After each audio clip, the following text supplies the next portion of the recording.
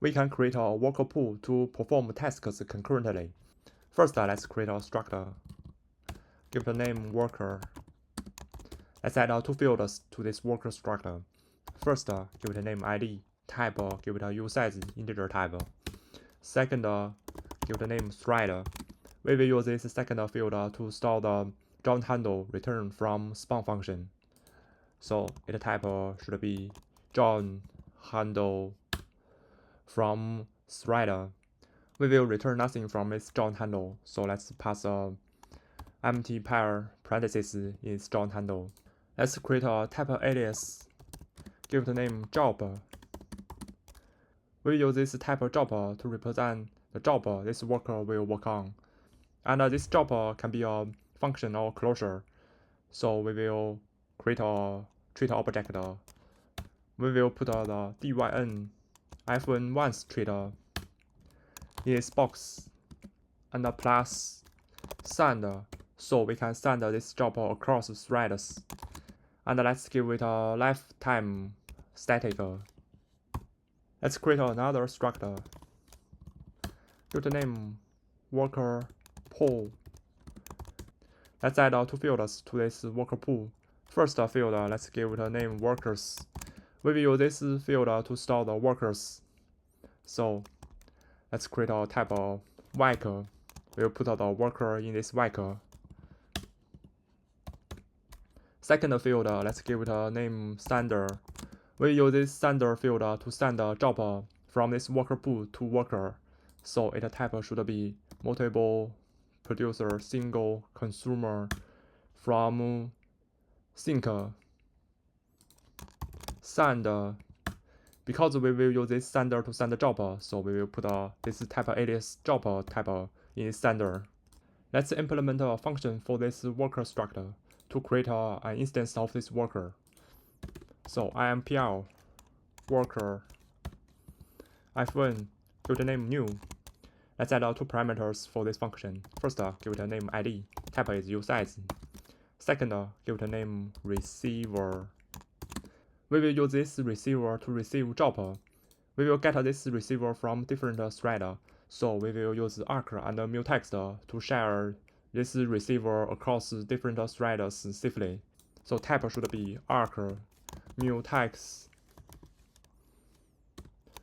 receiver from standard library sync. Because we will use this receiver to receive job, so type should be this type alias job. We will pass this job in this receiver. Its function returning type is a worker. In this function body, first let's create a variable like thread. We will use this thread to store the returning value from thread spawn function. So you can see this spawn function will return a John handle. We will pass a closure in this spawn function as argument. We will add the move keyword to move the ownership to this closure. And we also add a loop keyword before this closure block. So this closure will always run, waiting for the new job to execute. Let's create a variable job equal to. We will call lock method on this receiver to access the inner value in this mutex. This lock will return a result, so we need to call unwrap to handle the result. Then we will call recv method to receive the job from this receiver. This recv method will also return a result, so let's call unwrap to handle the result. You can see this job method is this treat object f1 once, so it means this job is a closure of our function. Then let's just print out some message worker ID get a job. We'll pass this ID here. Then let's call this job with a pair parentheses, so it will execute this job in this thread. Last, let's return an instance of this worker. So worker and the ID should be this first parameter's ID. And second thread is this join handle thread. Let's implement functions and methods for this worker pool. IMPL worker pool. First, let's implement a new function. We will use this new function to create an instance of this worker pool. Let's give it a name new.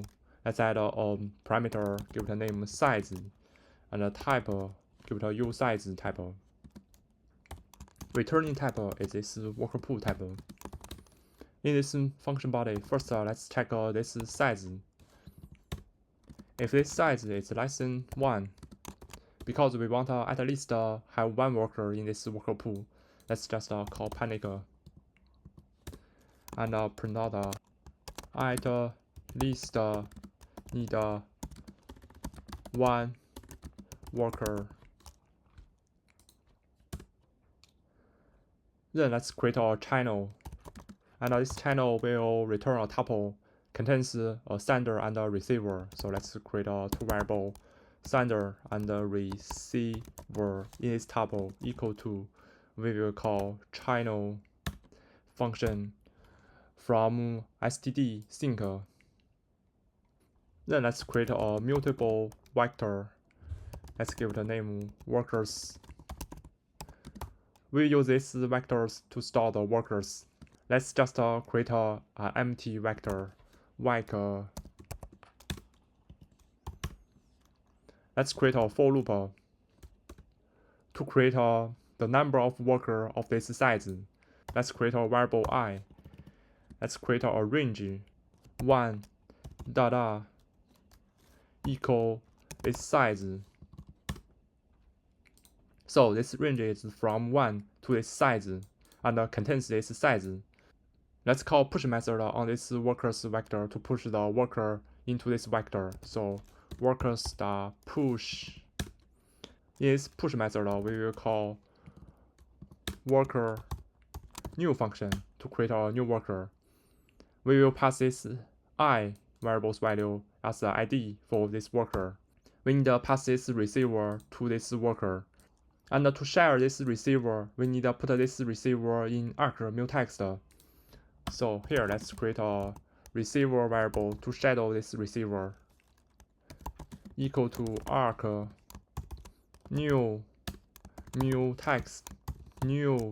We'll pass this receiver in later. In this for loop, let's clone this reference of this receiver so we can share the reference of this receiver. Let's create a variable, give it a name also receiver equal to arc. We will call clone function from arc to clone another reference to this receiver. So we will pass this ref receiver as argument. And we will pass this receiver in this new function as a second argument. Last, let's return an instance of this worker pool. So worker pool, and first field workers is this vector workers, and second field is sender, is this sender from this channel. Let's implement an execute method for this worker pool. We will use this execute method to send the job to the worker. So -, give the name execute. Let's declare a generic type parameter, give the name f. Let's add two parameters. First is ref self. Second, give the name f. Type is this generic type f. Let's use while to treat a bond with this generic type parameter f. So f. We want this f parameter to be a closure or a function, and we will only call this f closure once. We will bound the f1 once treat. Also add the send treat, so we can send this f across threads, and also give it a lifetime parameter static. Here we should add a pair of parentheses. Because this job type is in a box, so in this function body, let's put this f in a box. Let's create a variable, give it a name job equal to, we will call box new put this f in a box. Then let's call the send method on sender to send this job to the worker. So self.sender.send this job. This send method will return a result. So let's call unwrapper to handle the result. Let's implement the last method, join. We use this join method to call join on each worker's thread. So it will wait each thread to finish their job. F1, let's give it a name join. And we will add a parameter is self. In this method body, let's use for loop to iterate over each worker in this self worker pool. So for worker in self the workers. Then we will call the worker.thread. We will call join method on this thread. This will wait for each thread to complete their job. And this join method will return a result. We need to call unwrapper to handle the result. Let's define two functions. First, let's give it a name hello.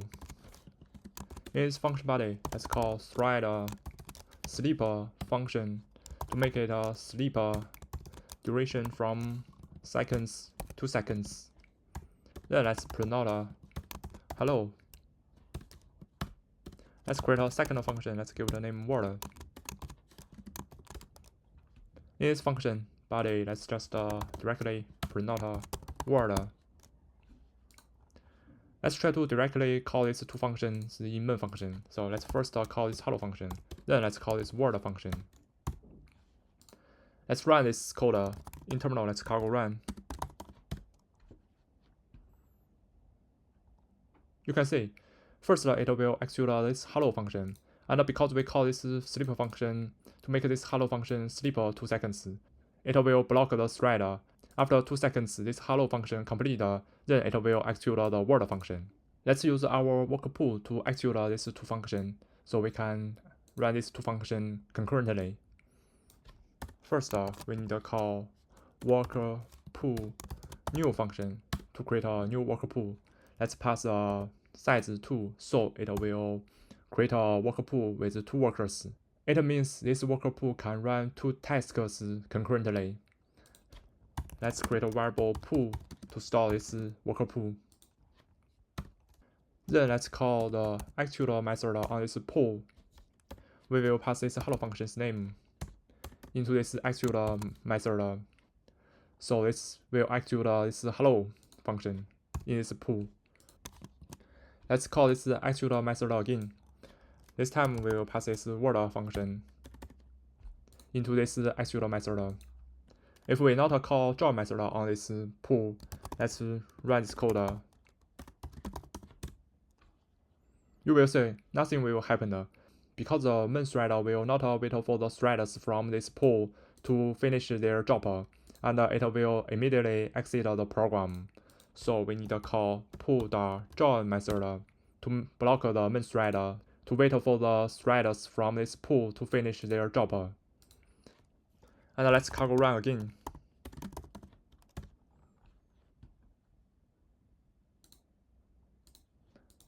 This time you can see this hello function will not block this word function. So first it will print the word, and then after 2 seconds it will print out hello. This is how we use worker pool to concurrently perform tasks. Hope I'll see you next time.